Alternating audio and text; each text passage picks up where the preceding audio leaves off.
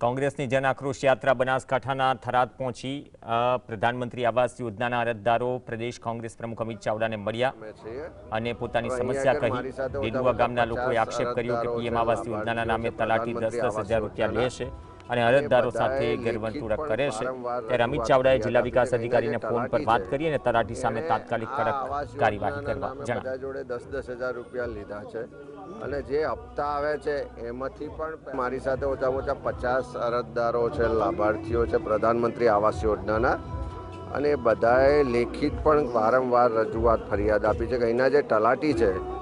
એણે આ આવાસ યોજનાના નામે બધા જોડે 10-10 હજાર રૂપિયા લીધા છે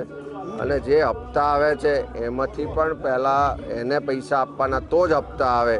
એવી આખી પદ્ધતિ છે અને એના માટે રજૂઆત કરવા જાય છે તો આ એની સાથે મિસબિહેવ કરે છે, ધક્કા મારીને બહાર કાઢી મૂકે એવું થાય છે। તાત્કાલિક એની પર કોઈકને એક્શન લેવા પડે ને આવો કોઈ પણ તલાટી હોય કે જે આટલા લાંબા સમયથી લોકોને હેરાન કરતા હોય તો કડક કાર્યવાહી પણ થવી જોઈએ।